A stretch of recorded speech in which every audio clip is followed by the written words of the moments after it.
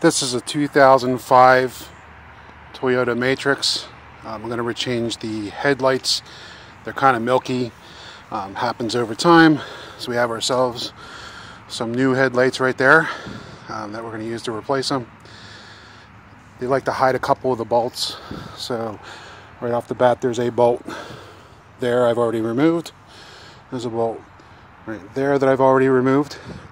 Unfortunately, there's also another bolt under this that you need to access, and that's the part that slows this process down.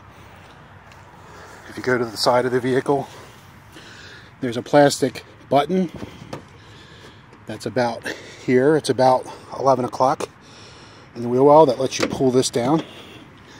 And then if you look, a little hard to see, but right inside there's a bolt that basically connects the rubber skirt to the fender that I'll remove, that'll help us to take apart these seams and get to that last bolt.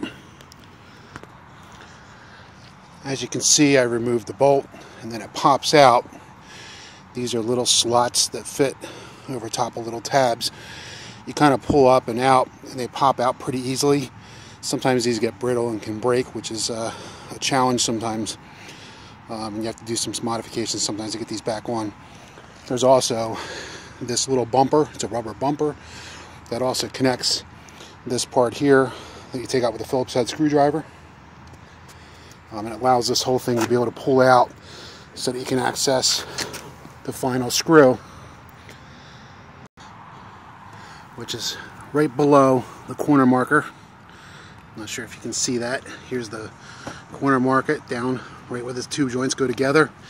You can see that last screw is up in there, and all these bolts are 10mm.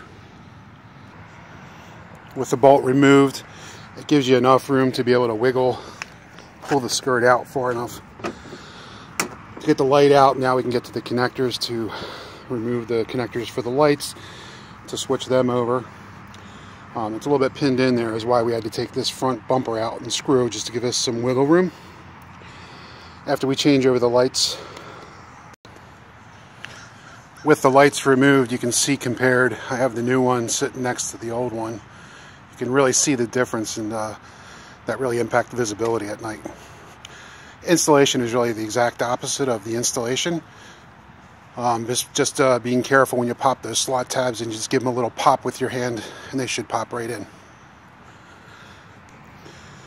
I was fortunate enough to get lights that come with bulbs. You can see they're already installed. So we'll keep the old ones for in case one goes bad. But if you did have to change the bulbs, it's pretty easy. Basically, it just has a Phillips head screw, 2 of them. And you basically take this retaining clip out if you need that part.